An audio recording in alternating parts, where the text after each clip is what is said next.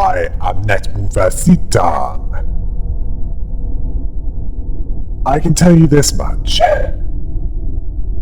It's going to be a bit more action-packed in this one. And that's considering that they've reverted to the previous style of posting the different chapters of a story.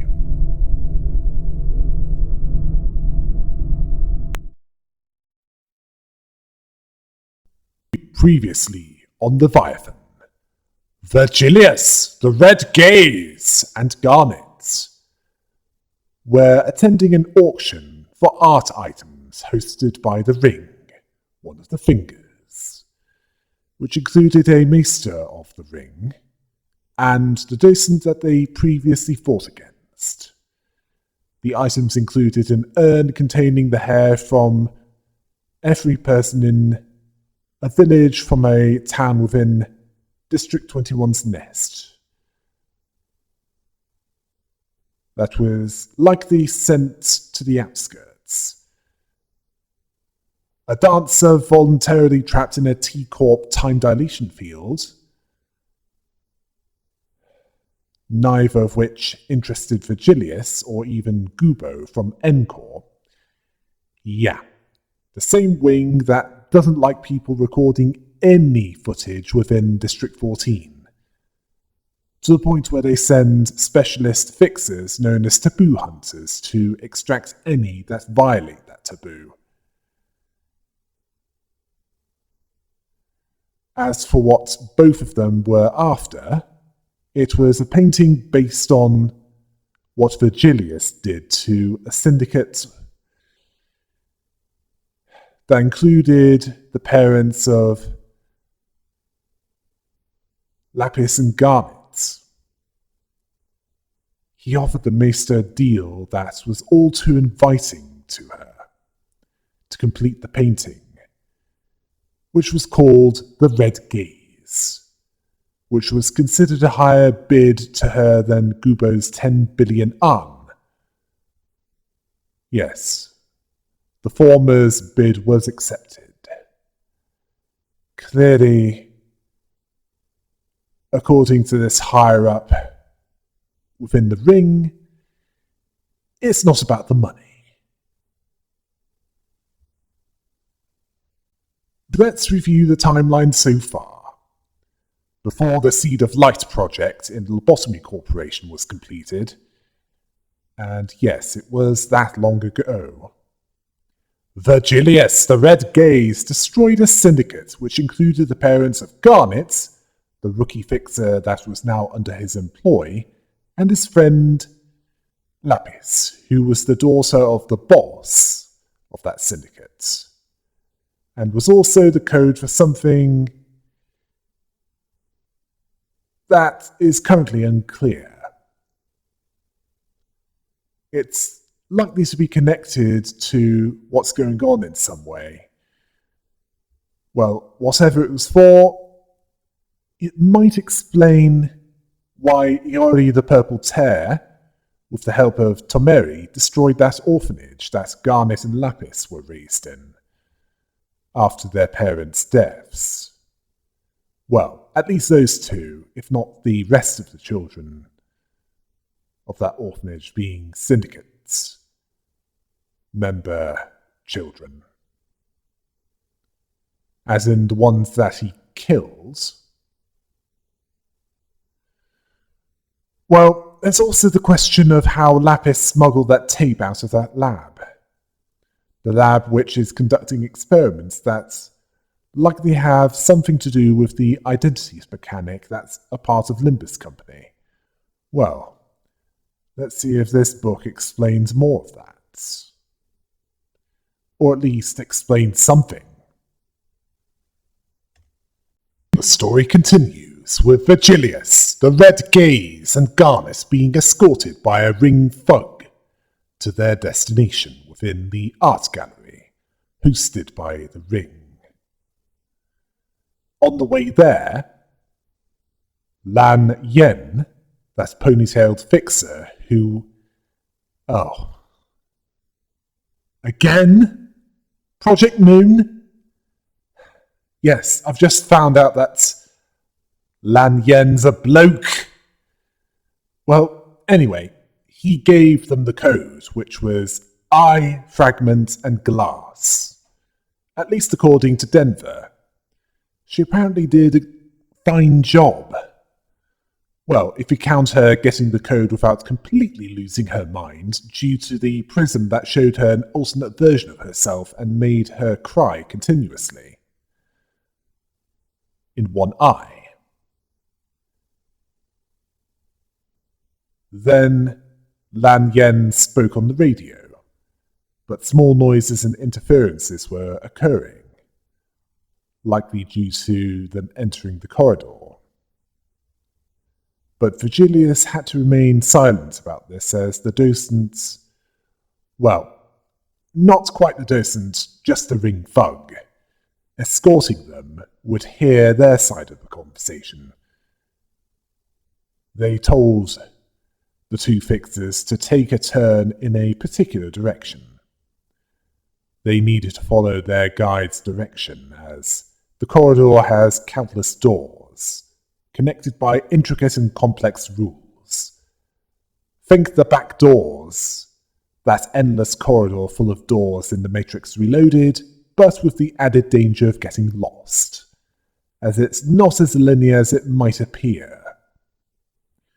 Virgilius remembered the destination, the specific door that was in the footage that Lapis showed them in that video. Now that they've reached where they need to be, one who knows where the journey begins and ends will not lose the way. Or to put it another way, now that they're allowed in the corridor, their guide is no longer needed. I think we can guess what's coming next, don't we? Their guide showed them to the VIP room, asking Virgilius to wait until Master Jumsun arrived to give him a more detailed explanation of the art. Then they were interrupted by blunt force trauma, delivering concussion, the words with no ears to fall upon, and then a slash to the ankles. Their usefulness outlasted. Garnet was surprised by this turn of events, not expecting his boss to do that, unsure why he was doing this.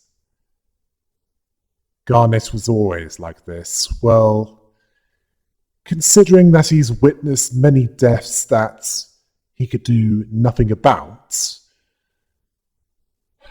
and this was before he started his job as a fixer, and had a weapon to defend himself with, well, he was certainly preparing himself for the possibility that the warm hand of one or more of his co-workers would just cast him aside if they saw his life as worthless.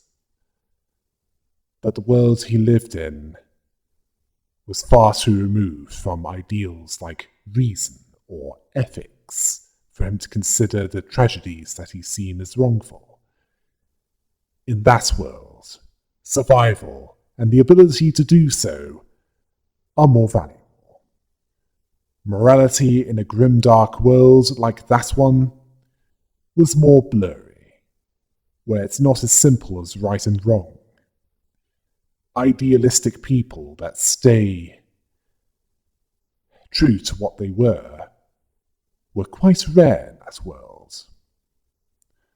However, it didn't stop Garnet from asking Virgilius in a distraught tone, What are you?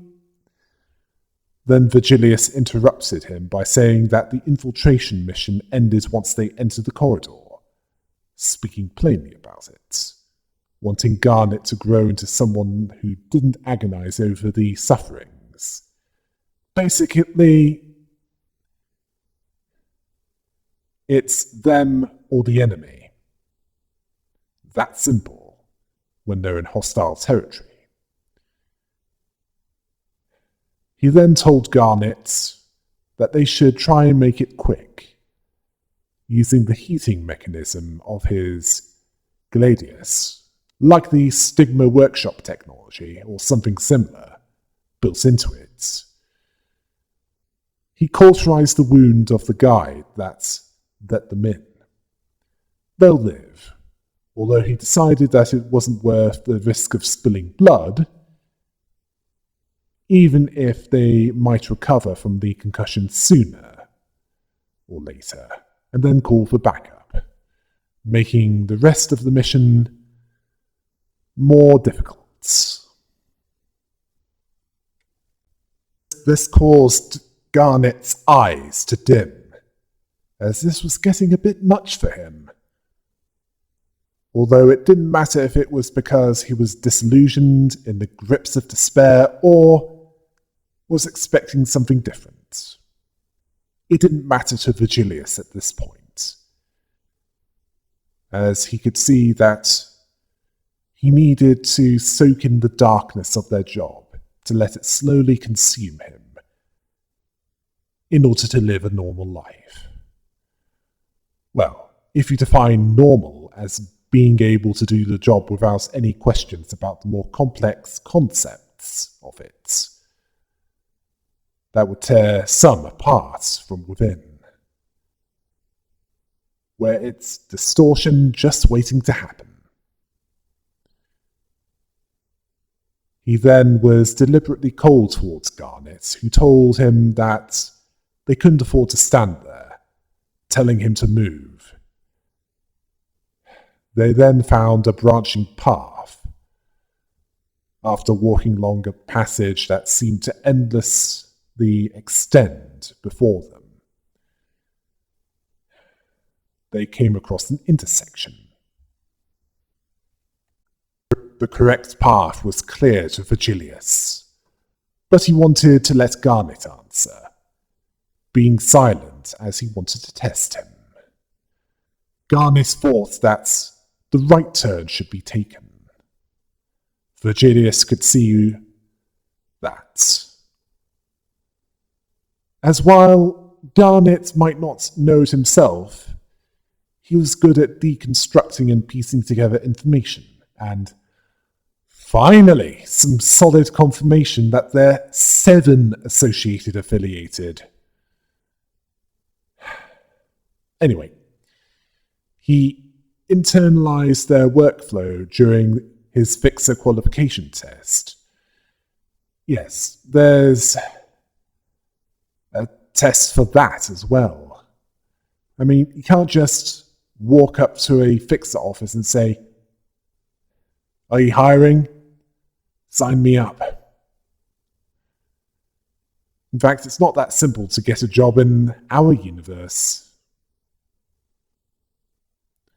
Although it's mostly due to powers of observation from his refusal to be a mere bystander to the suffering of others. Virgilius, there's still that issue of you killing his parents, who were syndicate thugs.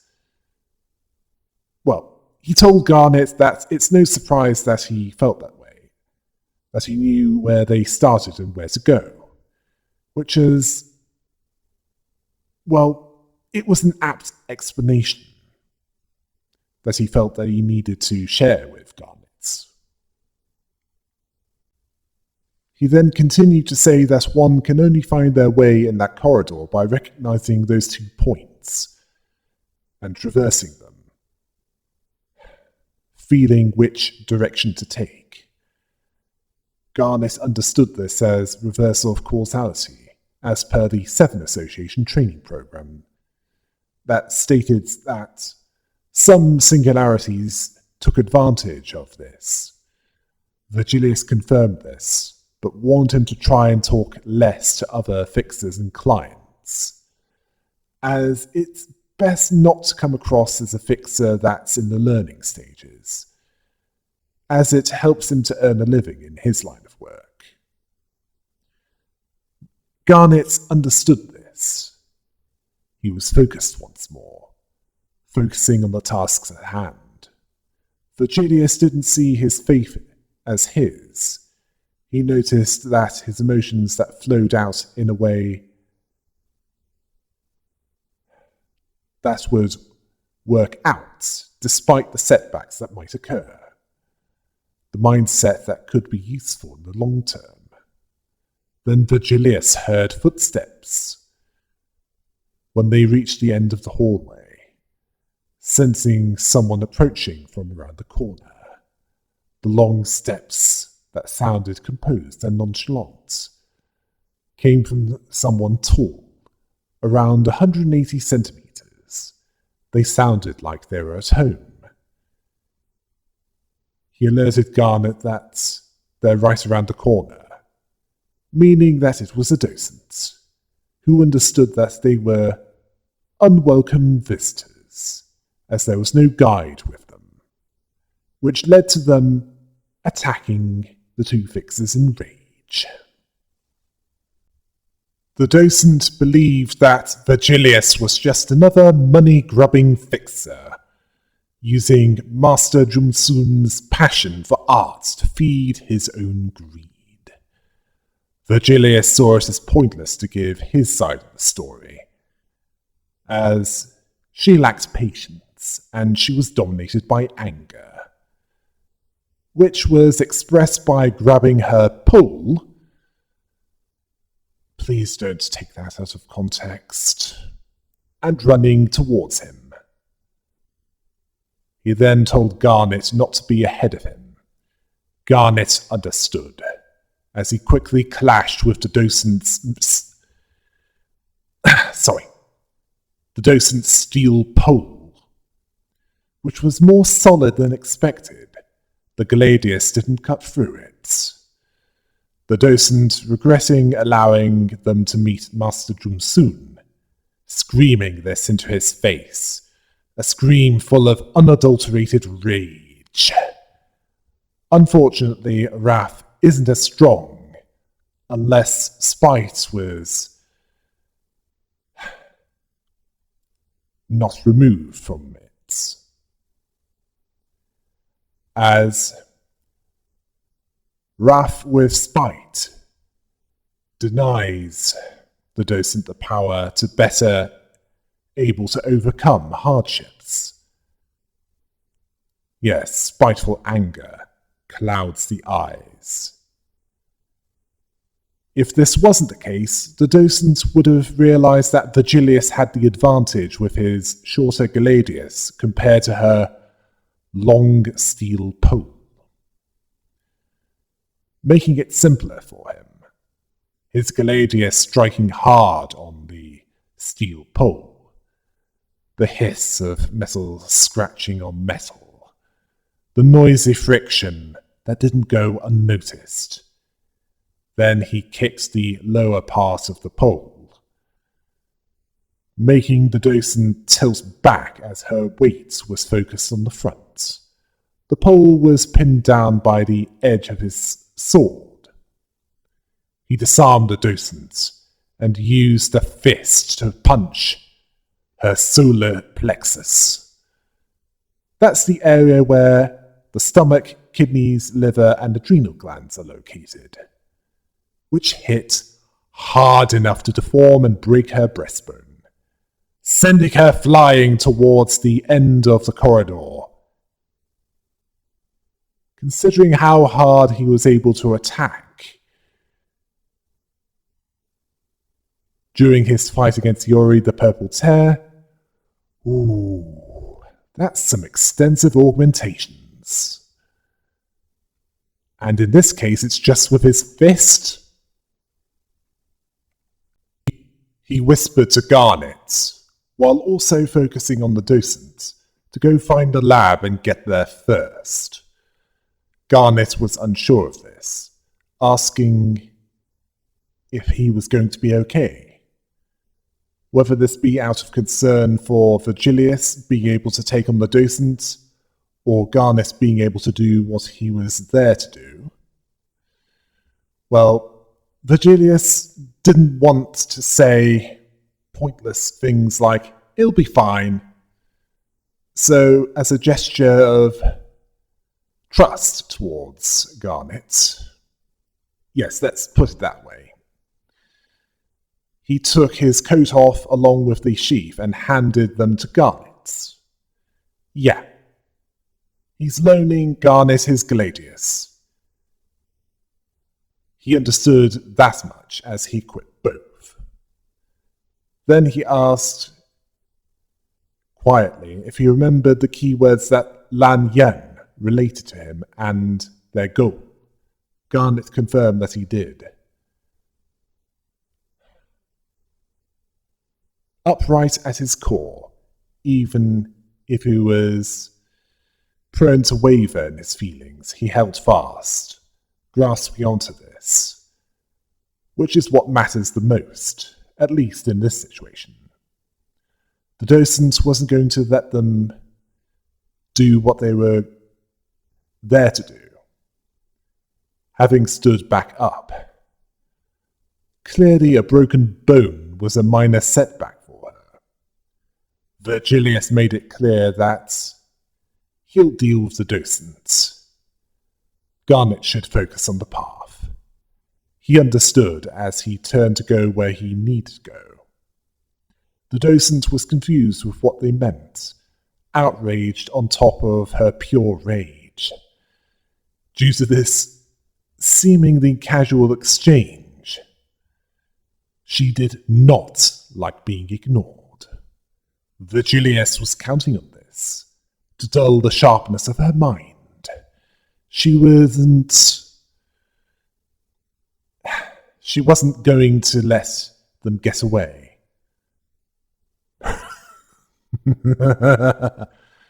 Who said that Virgilius wanted to get away? He wanted to finish what he started. Then we see his next move. He gathered strength in his legs. The augmentations within them were different to controlling muscles, as it was more akin to hydraulic cylinders and motors, pumping energy into his right leg. What he was planning to do wouldn't be easy for the docent to keep track of. Yeah, he was holding back before. As the docent was about to say something, Virgilius closed the distance between them in moments, his augmentations giving him a burst of speed. Then he hit her with an open palm placed under the chin, the momentum of which caused her head to be thrown back to an almost unnatural degree. He compared using an augmented body to driving a car. In this case, what was done to his legs allowed him to run faster than he would without such augmentations. The feel of use and proficiency varies on the manufacturer and model. The reason why he was able to use his in the way that he did was more due to experience than anything. The docent was tough, as while the breastbone was broken, the cervical vertebrae was still intact. So around the neck, there was not much of a problem. Clearly, she had some augmentations of her own. If she didn't, they'd have been shattered, although in her case, she just passed out for a moment. Virgilius used this to inform Garnet about something. As he was punching the center of her chest, breaking more bones in her body, tearing apart organs and tearing through muscle. But she was still alive.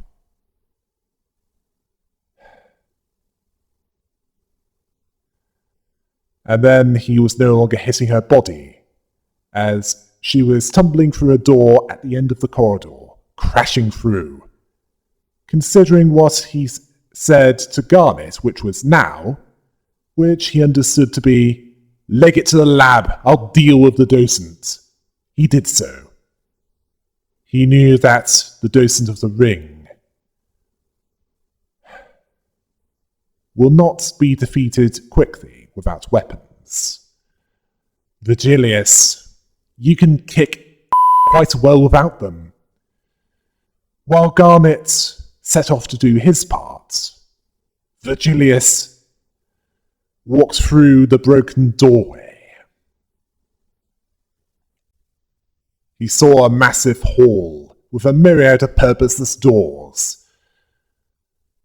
The wall, the ceiling, the floors, they all blended together as doors were everywhere around him. If the door behind him reassembled itself, he would not be able to return easily. That was how that hall was designed. The docent was smiling, as if she knew this, telling him that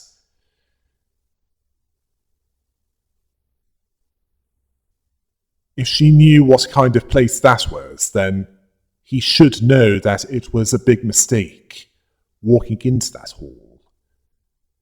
He was unsure of that, but it's something that he's heard before, and made it clear to the docent.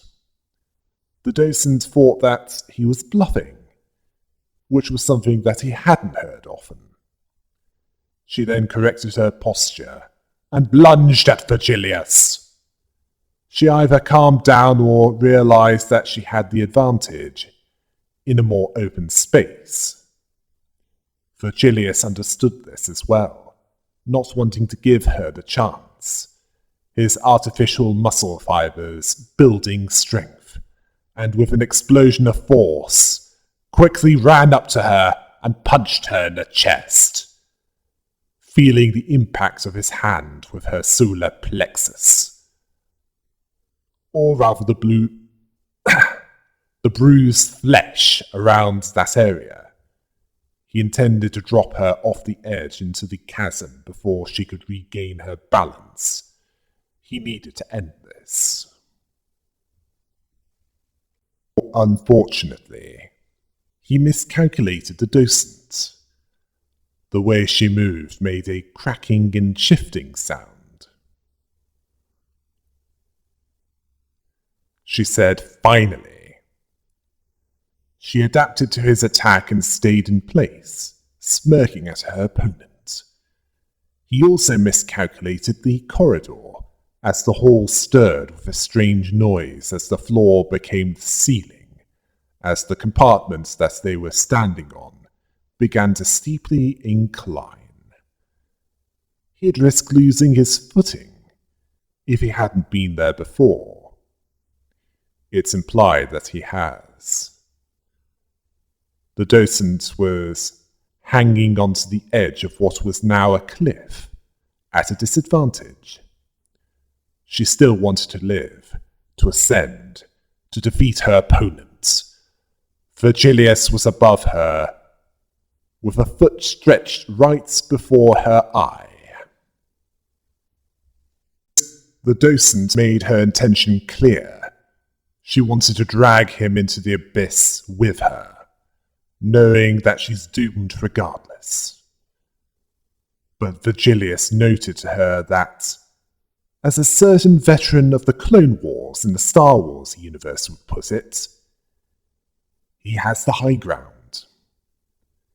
He knew he had to end it now. He then remembered something about Shin, which pertains to the heart/mind. Shin being a Japanese pronunciation of a Han Chinese character.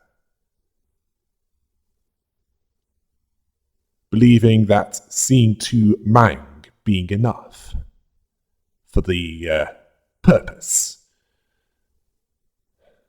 of what he was about to do. Mang being emotions such as hope, despair, disillusion, and expectation. He deadened his breath and cleared his mind, going through his memories, picking the heaviest and densest ones. He imagined the children, likely those that he killed their parents. Well, at least in the case of Lapis and Garnet.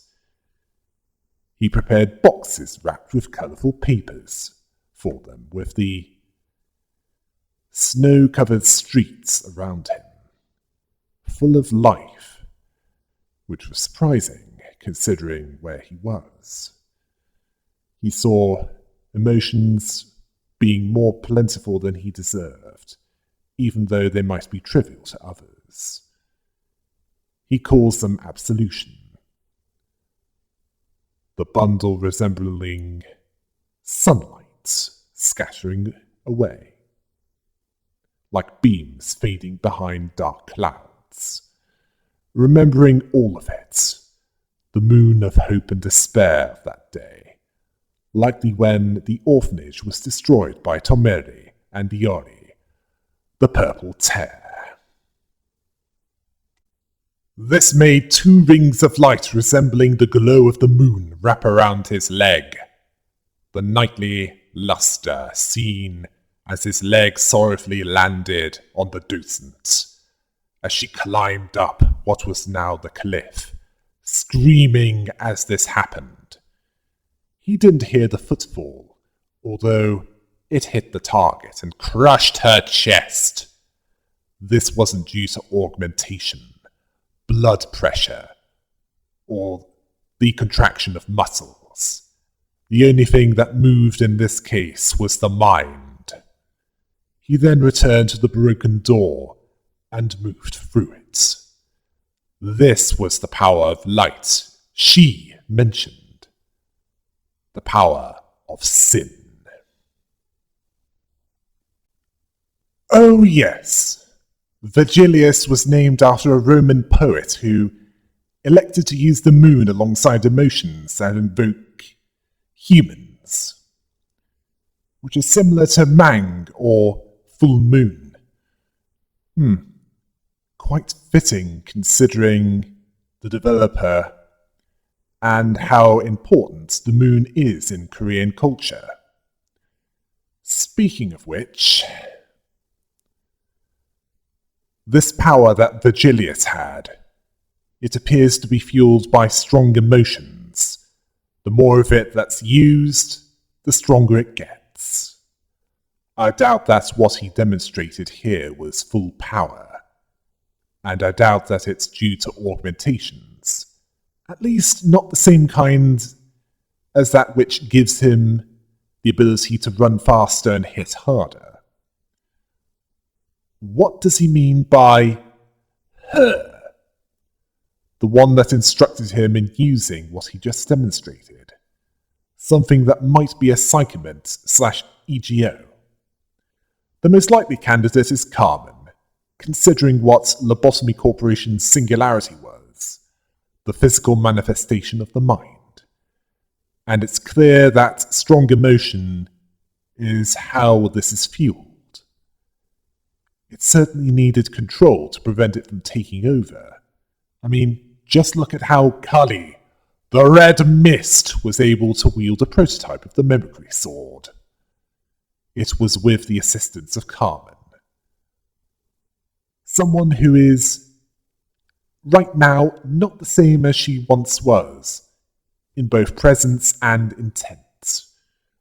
Well, it's possible that Kali wasn't the only fixer under her employ. However, this might not be the case.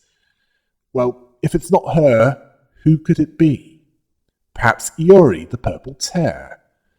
Yes, I know, it's a weaker case, although it's a possibility as 6 months prior to the infiltration. Yes, the infiltration into the art gallery, she and Tomeri attacked the orphanage, which was where Lapis and Garnet once lived. At least those two had parents which were part of a syndicate that Virgilius brutally slaughtered for reasons that are presently unclear. Could she know something about that? She certainly wanted to pick a fight with him, although not one to the death. As for the corridor, does the ring have full control over it, such as when it changed its layout, or is that just a natural property of it? which is why they stick to the path, as that at least remains stable. I suspect it's a natural property of it, as it's implied that they didn't make the corridor, they're just using it to move to different places quicker. Now, let's talk about Virgilius, specifically what he said about the power of sin, as in the motto of Limbus Company: face the sin, save the ego. Where the mission in that appears to be to retrieve the power sources, the golden bars, from the branches of the Lobotomy Corporation that were sealed when the Seed of Light was released the first time. Along with any EGO that can be found there. But how does that fit in? The prism technology, the experiments occurring in that lab, the clock distortion Dante, the 12 sinners doing the fighting in that game, which I'd like to call the Damned Dozen, and not just because the Dirty Dozen is taken. As for the specifics, that will be in Limbus Company. Well, it doesn't look good for the others that are part of Virgilius's fixer office, because unlike him, Van Yen, Denver, Nunciol, Rikoko, and Garnet don't have plot armor. All but him are not doomed to die. But that doesn't mean that they're all going to die. It could just be him having a change of address. But we'll have to wait until Book 13 to see how it all converges, as Garnet will be looking for the lab. Virgilius won't take long to catch up with him. Nunciol and Rikoko, they'll probably meet up with those two. As for Denver, don't know about her, but the others will likely be there to assist the Red Gaze with whatever is in that lab. And not just with any ring thugs that they've yet to kill. It's certainly a challenge to deal with one of those docents. There are likely to be others.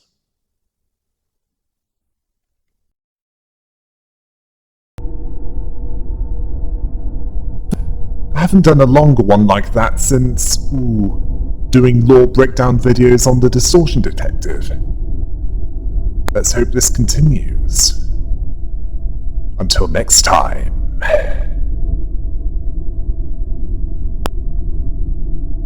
Hail the rabbit!